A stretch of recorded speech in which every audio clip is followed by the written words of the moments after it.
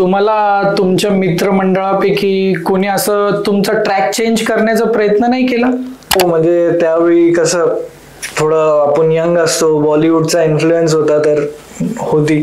तुम्ही हा व्यवसाय सुरू करताना तुम्हाला सर्वात आलेला मोठा अडथळा हा काय आहे?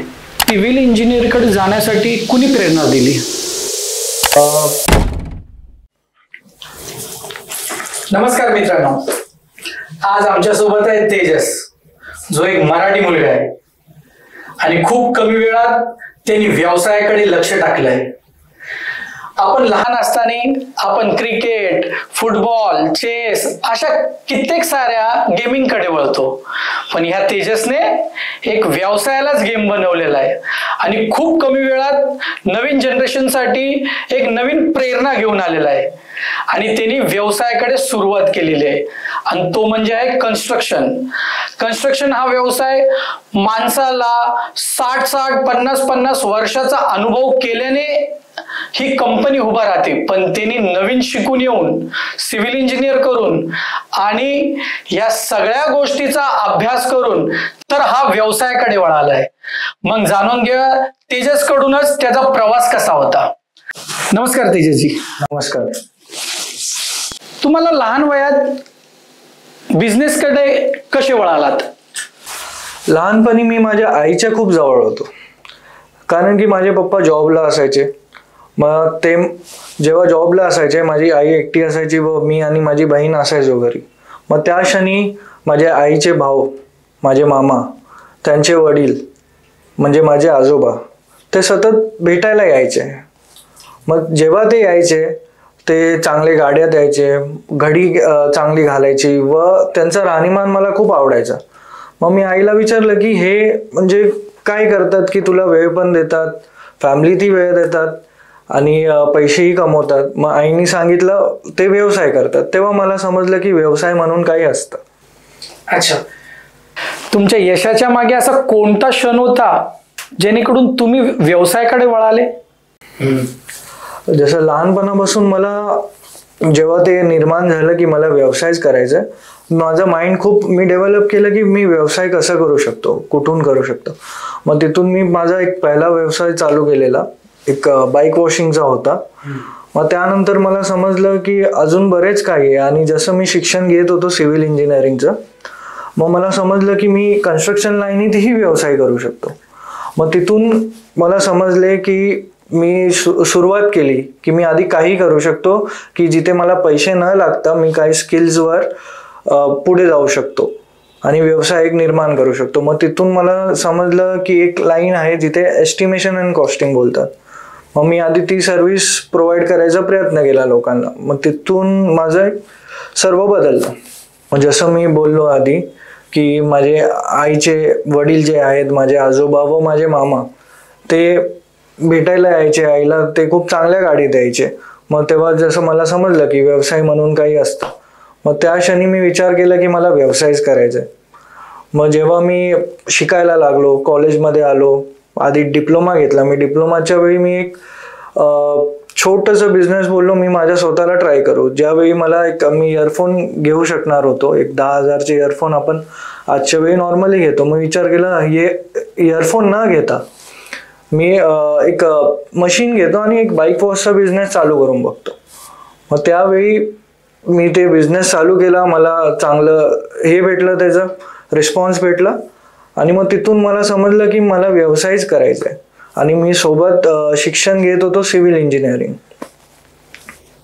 पण हे तुम्हाला ह्या छोट्याशा स्वरूपात तुम्ही जसं बिझनेस कुठला स्टार्ट केला म्हटलात, बाय फोर्स, पण ही तुम्हाला कल्पना सुचली कुठून?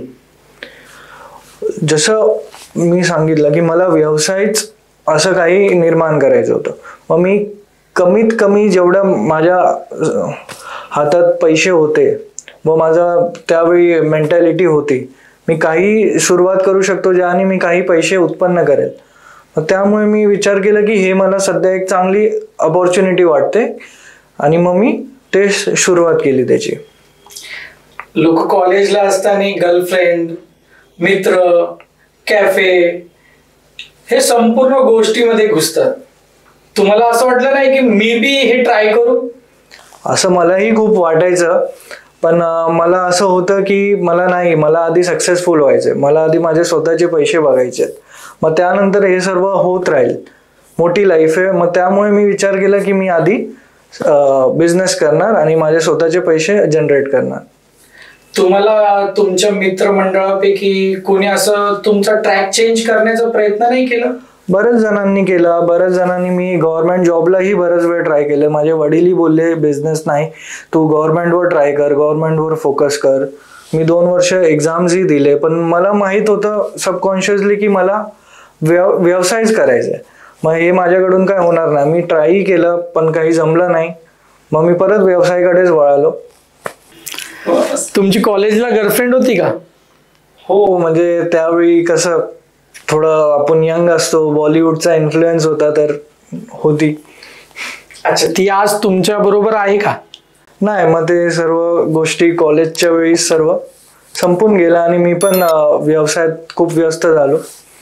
तिने कधी म्हटली नाही की व्यवसाय न करता माझ्याबरोबर वेळ दे? बरेच वेळा सांगितलं, बट तेच मला नाही जमत होतं. मला होतं की आधी मला माझे स्वतःचे पैसे जनरेट करायचे आणि मला सक्सेसफुल व्हायचं, मग हे माझ्यासाठी जास्त इम्पॉर्टंट ते होतं. अच्छा, बरं, ठीक आहे. तुमच्या घरून तुम्हाला पॉकेट मनी तर भेटतच असेल ना त्या कॉलेज काळामध्ये? हां, त्यावेळी पॉकेट मनी भेटायची मला, पण मी त्यावेळी ते जमा करून ठेवायचो की मला कुठे बिझनेसमध्ये एमर्जन्सीला काही फंड्स लागले. काही गोष्टी येतात, हिडन गोष्टी बरेच येतात, त्यावेळी मला समजलं बिझनेसमध्ये, मग त्यावेळी मी ते जमा करायचो. व मी त्यावेळी मला घरातून पॉकेट मनीही भेटायची, पण त्यावेळी मला समजलं की बिझनेसमध्ये बरेचसे हिडन गोष्टी आहेत जेव्हा एमर्जन्सी फंड्स लागतात. मग मी विचार केला की ती पॉकेट मनी जमा करून ठेवायची व फक्त कॉलेजला जाऊन ट्रेननी प्रवास करायचो आणि यायचो. त्या पॉकेट मनी मधून तुम्हाला असं वाटलं नाही कधी तुमच्या गर्लफ्रेंडला कॅफेटेरियामध्ये घेऊन जाऊ किंवा अशा बऱ्याचशा काही गोष्टी आहेत? बऱ्याच वेळा वाटलं आणि मी गेलोही आहे, बट एक गोष्ट आहे मनी मॅनेजमेंट म्हणून. मी त्या हिशोबाने मध्ये वर्कआउट केलं की कमीत कमी पैशात कुठे आपण चांगला टाइम स्पेंड करू शकतो व असं काही गोष्टी आहेत, आणि मी जेवढं जास्त होईल सेव्हिंगच्या मागे लागलो.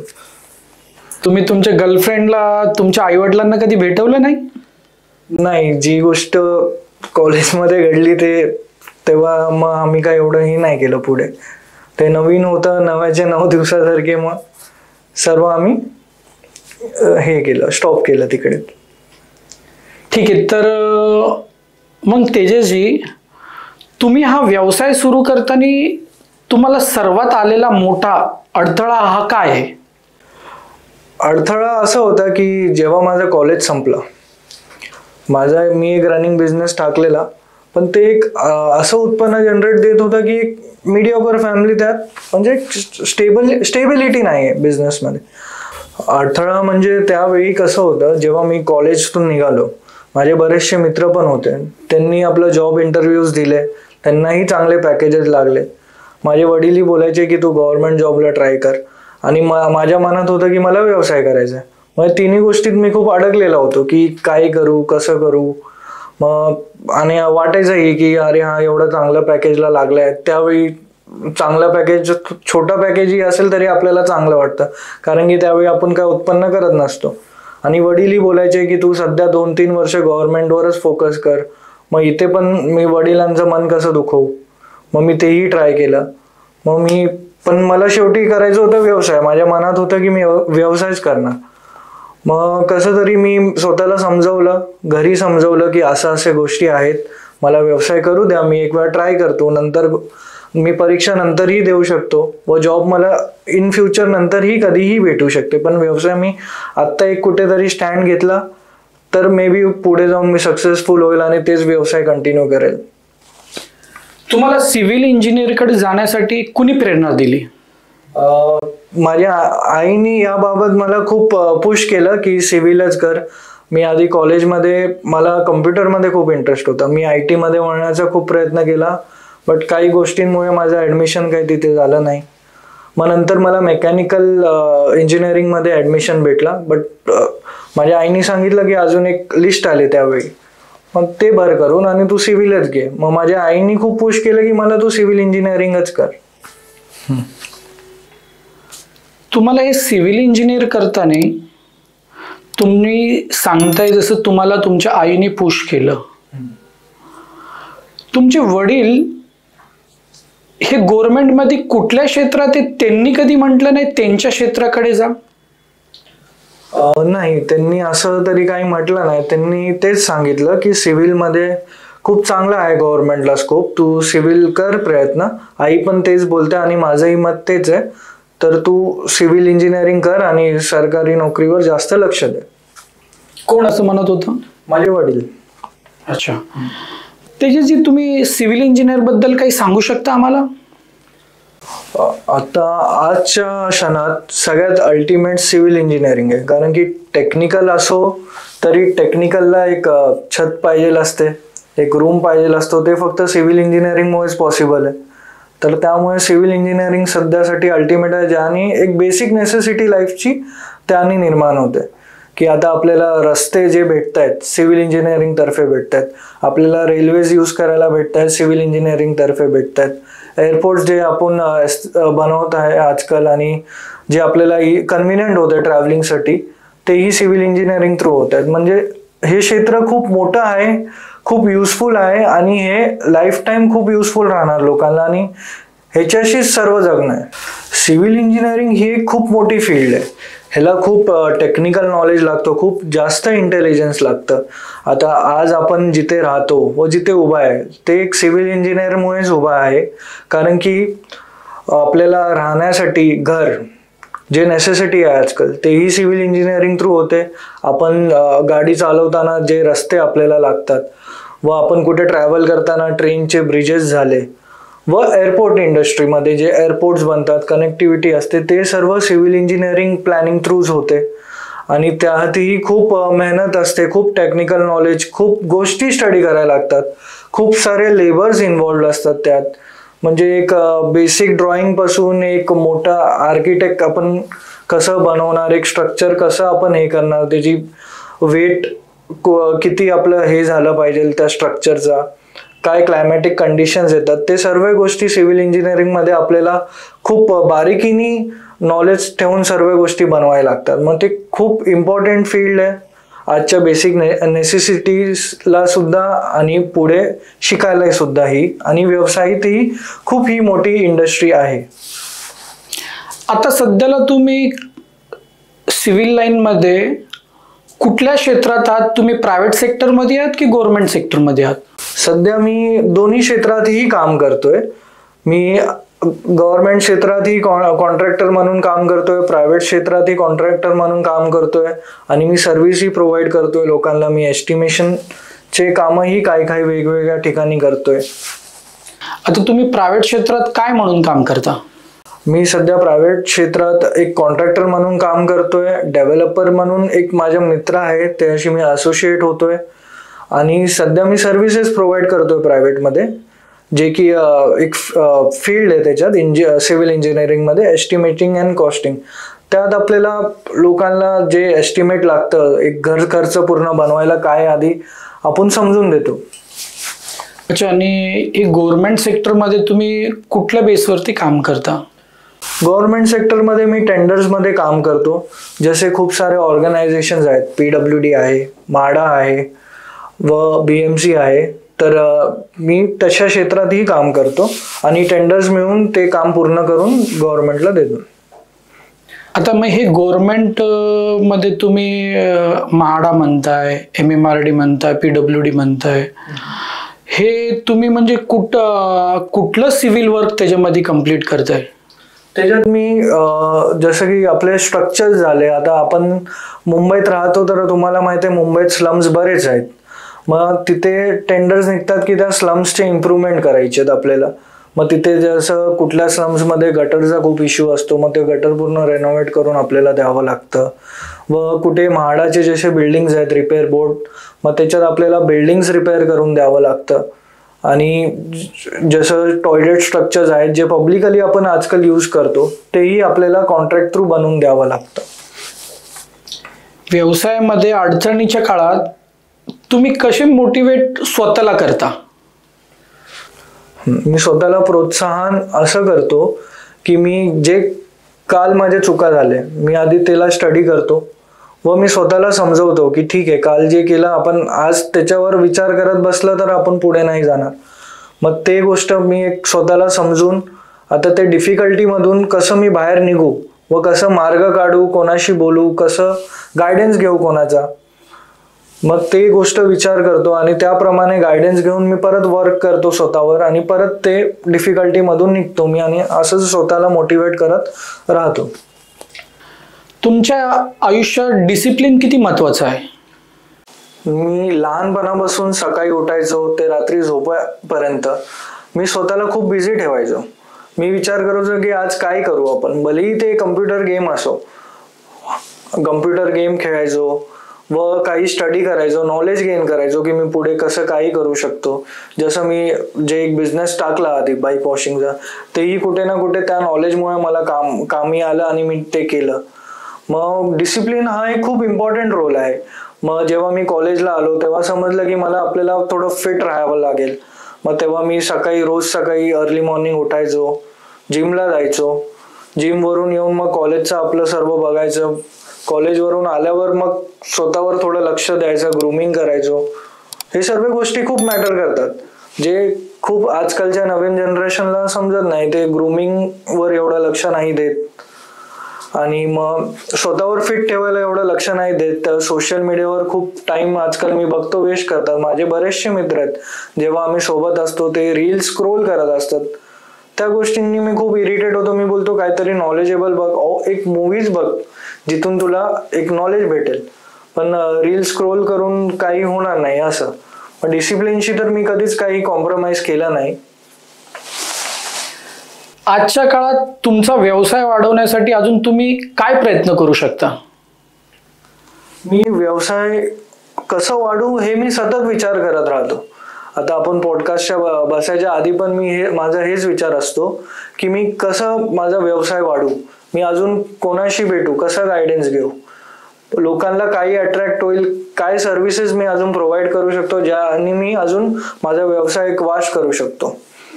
मग ते सतत माझा विचार असतं, सतत मी त्याबद्दल रिसर्च करत असतो. खूप साऱ्या गोष्टी आहेत जे आपल्याला समजून घ्यावे लागतात की बिझनेस कसं चालतो, काय आहे, आणि हे नेहमी समजून घ्यावं लागतं स्वतःला.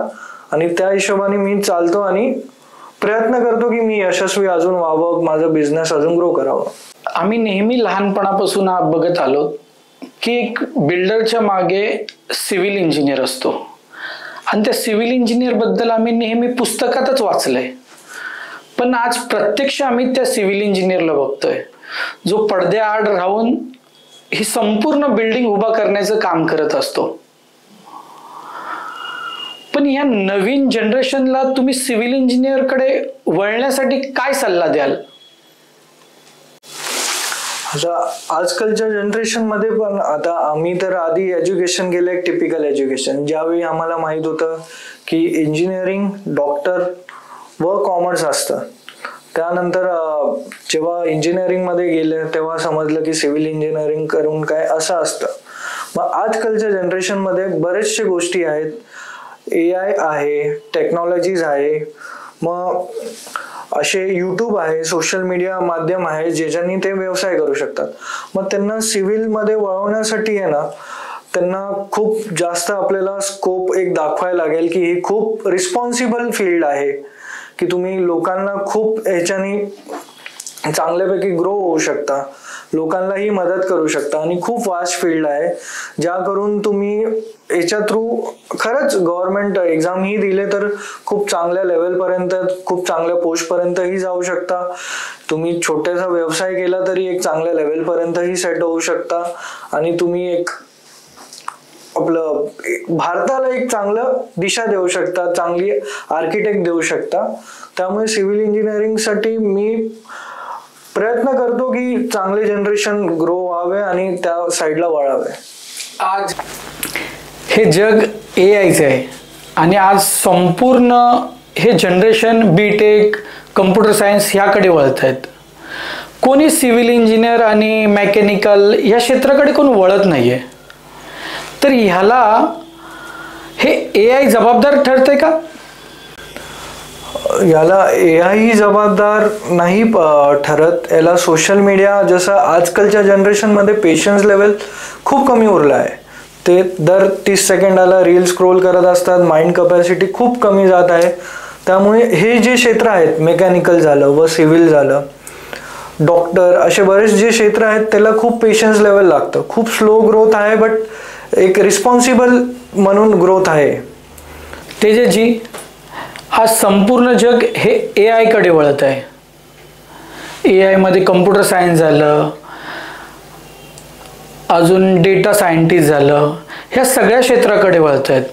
हे नवीन जनरेशन, हे जसं तुम्ही आज सिव्हिल इंजिनियर केलं, म्हणजे civil engineer, mechanical engineer, doctor, ह्या क्षेत्राकडे वळाय का नाही मागत आहे? आजकाल जसं सोशल मीडिया खूप प्रभावित आहे न्यू जनरेशनमध्ये, मग त्या सोशल मीडियामध्ये मीही असतो. मी बघतो की बरेचसे व्हिडिओ आहेत की तुम्ही 10 मिनिटात कसं लखपती बनणार, तुम्ही 5 मिनिटात कसं एवढे पैसे कमवू शकतात, तुम्ही गेम खेळून कसे पैसे कमवू शकतात. मग त्यामुळे नवीन जनरेशनची मेंटॅलिटी खूप वेगळी डेव्हलप झाली, जिथून त्यांना पेशन्स नाही उरले की हे सर्व जे क्षेत्र आहेत, civil engineering, doctor, mechanical engineer व CA, या सर्व क्षेत्रात खूप जास्त पेशन्स लेवल लागतं. खूप स्लो ग्रोथ आहे, मेहनतही खूप आहे, खूप हार्डवर्क आहे, टेक्निकल ॲनालिसिस आहेत. आणि आजकालच्या जनरेशन असे प्रभावित झाले आहेत की त्यांना खूप इझी मनी पाहिजे, खूप अर्लिएस्टमध्ये पाहिजे सर्व गोष्टी. मग त्यामुळे ते खूप डिफिकल्ट झाले त्यांना वळायला. मग त्याची सुरुवात थोडा आधीपासून त्यांना समजवण्यात, व त्यांना एक रिस्पॉन्सिबल क्षेत्रामध्ये जायचं आहे. मग त्यांना ते गोष्ट काउन्सिलिंग आजच्या वेळी होत नाही आहे. 10th नंतर काउन्सिलिंग देणं खूप गरजेचं आहे मुलांना, कारण की सोशल मीडियानी खूप माइंड डायव्हर्ट करून टाकले सर्व गोष्टीत.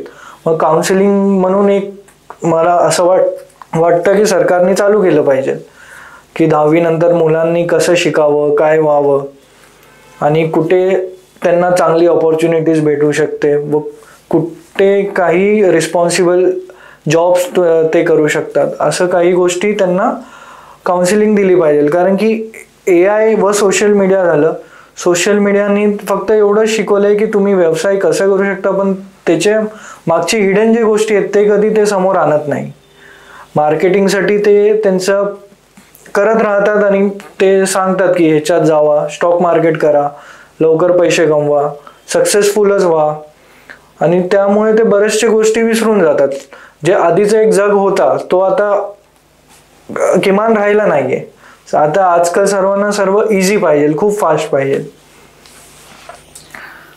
म्हणजे तुम्ही सोशल मीडिया ही येणाऱ्या पिढीला धोकादायक ठरत आहे असं म्हणताय? ही धोकादायक ही ठरवू शकते व ही खूप चांगली आहे. ही कसं तुम्ही उपयोग ह्याचा करता व कसं ह्याला तुम्ही विचार करता व ह्याचा उपयोग करता, या सर्व गोष्टी खूप मॅटर करतात. सोशल मीडिया एक अशी फील्ड आहे ज्याच्यात माणूस खूप वरही जातो, त्याच वेळी खूप खालीही पडू शकतो, व फक्त मुलांचं माइंड डायव्हर्टही होत राहतं की ते एक स्थिर नाही राहू शकत की मला हेच करायचं व हे. ते नेहमी सतत काही ना काही असं करत गोष्टी राहणार, ज्याने त्यांचा वेळही वाया जाणार, पैसेही वाया जाणार आणि मेहनतही वाया जाणार. म्हणजे सर्व गोष्टी सर्व इम्पॉर्टंट आहेत, ते समजून घेणं आणि त्याच्यावर ऍक्ट करणं. तुमच्या मते पुढच्या 5 वर्षात कोणते व्यवसाय ट्रेंडमध्ये ठरू शकतात? माझ्या मते सध्या AI तरी खूप बूस्टिंग चालू आहे, रोबोटिक्स खूप चांगला आहे, डेटा सायन्स आहे, आणि सिव्हिल इंजिनिअरिंग तर मला अल्टिमेट वाटतं, कारण की ते खूप वास्ट बिझनेस आहे. त्याच्यात बरेचशे गोष्टी आहेत जे आजकालच्या युवांनाही माहीत नाही, मलाही माहीत नव्हतं आधी. मलाही कुठून समजलं, मी स्टार्ट केलं, मी समजलं की अरे असं गोष्टी असतात, मी ट्राय करून बघतो, वेळ देऊन बघतो. मग तसेच असे खूप सारे गोष्टी आहेत जे टेक्नॉलॉजी आणि सिव्हिल कन्स्ट्रक्शनमध्येच ट्रेंडमध्ये जाणार आहेत इन फ्युचर. जर व्यवसाय नसता तर तुम्ही कुठल्या क्षेत्रात असता? व्यवसाय नसता तर जसं मी मागे म्हणालो की मी IT क्षेत्रात खूप इंटरेस्टेड होतो, बट काही कारणामुळे माझं काही झालं नाही IT मध्ये. पण तरी व्यवसाय नसता तर मी प्रयत्न केला असता की मी व्यवसाय निर्माण करून व्यवसायच करू, असं माझा एक उद्देश आहे लोकांना. तुमच्या दिवसाची सुरुवात कशी होती? मी सकाळी उठतो, 8 ते 9च्या दरम्यान उठतो. आधी नॉर्मल एक ब्रेकफास्ट घेतो माझा, मग पूर्ण शेड्यूल बघतो की काय करायचं आहे आज, कुठे जास्त प्रोडक्टिव्ह माझा वेळ घालवायचा आहे, हे सर्व गोष्टी असतात. दिवसभरात कामं करून वेळेवर जेवण, हे मी प्रयत्न करतो की वेळेवर जेवण घ्यावं, जे की होत नाही व्यवसायाच्या ह्याच्यात. आणि संध्याकाळी घरी आलं की मी माझं इव्हनिंगला वर्कआउट करून मग घरी आराम करतो. तुमच्या आयुष्यात एखादी अशी गंमतशी गोष्ट घडली जी तुमच्या व्यवसायाशी निगडीत आहे? असं गंमतशीर गोष्ट तरी आपण नाही बोलू शकत सध्या त्याला, पण मला असं वाटतं की मी आजच्या काळात जे लोकांशी भेटतो व उठतो व बसतो, माझं वय आणि त्यांच्या वयात खूप अंतर आहे. जे मी बघायचो की लहानपणी की TV लोक आहेत आणि ते मी सध्या सतत त्यांच्याशी डील करत राहतो व त्यांच्यासोबत व्यावसायिक गोष्टी बघत राहतो. ही गोष्ट मला स्वतःला खूप जास्त प्रोत्साहित करते आणि मला असं ग्रोथ करायला स्वतःला खूप फोर्स करते. तुमच्या ह्या यशाच्या मागे तुम्ही कोणाला श्रेय देणार? मी माझ्या आई वडिलांनाही श्रेय देणार, प्लस ज्यांनी मला गाईड केलंय वेळोवेळी त्यांना मी सर्वांना श्रेय देतो. तुम्ही ह्या जनतेला सांगू शकता का सिव्हिल इंजिनिअरकडे का वळाले पाहिजे? सिव्हिल इंजिनिअरिंग एक अशी फील्ड आहे की त्याच्यात खूप टेक्निकल नॉलेज, खूप लोकांना तुम्ही हेल्प करू शकता, खूप वास्ट फील्ड आहे आणि खूप चांगले व्यवसाय आहेत, उत्पन्नही चांगलं आहे. फक्त थोडं चांगलं मार्ग पकडून त्याच्यात तुम्ही पूर्ण घुसलात तर तुम्हाला एक चांगली राह भेटेल त्याच्यात. तुम्ही ह्या यंग जनरेशनला व्यापाराकडे वळण्यासाठी काय सल्ला द्याल?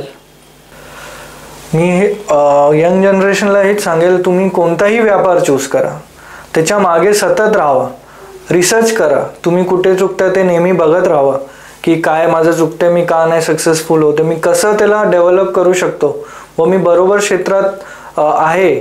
नसेल तरी तुम्ही त्याच विषयाने सोडून द्या आणि दुसऱ्या व्यवसायाकडे वळा. काही वेळ जात नाही, कुठे कोण घाईत आहे नाही, सतत खूप वेळ आहे आयुष्यात आणि खूप आरामात तुम्ही ग्रो होऊ शकता. फक्त मेंटल पीस ठेवा आणि चांगल्यापैकी तुम्ही प्रयत्न करा आणि तुम्ही सक्सेसफुल 100% होणार. फेलियर तर एक पार्ट आहे, पण तुम्ही सक्सेसफुल होईल जेव्हा तुम्ही स्वतःला डेव्हलप करत राहणार. आता तुमचा लग्नाचा वेळ कधी येणार? तर लग्नाचा वेळ आता बघूया. अजून मला वाटतं की मी स्वतः सेटल नाही आहे त्याप्रमाणे, पण एक वेळ येईल जेव्हा मलाही वाटेल की आता आई वडिलांनाही काय गरज आहे सपोर्टची, मलाही गरज आहे सपोर्टची, त्यावेळी लवकरच करेन मी. तुमच्या व्यवसायाबरोबर तुम्हालाही तुमच्या पार्टनरची गरज आहे की नाही? मलाही गरज आहे, सर्वांनाही एक पार्टनरची गरज असते, तसं मलाही आहे. पण व्यवसाय संबंधित मी विचार करतोय अजून थोडं सेटल व्हावं, मग नंतर एक पार्टनरचा विचार केला पाहिजे. ठीक आहे मित्रांनो, आपण तेजसची बात केली. पुढच्या टायमाला अजून त्यांना बोलून त्यांच्याकडून अजून व्यवसायाबद्दल जाणून घेऊया. नमस्कार.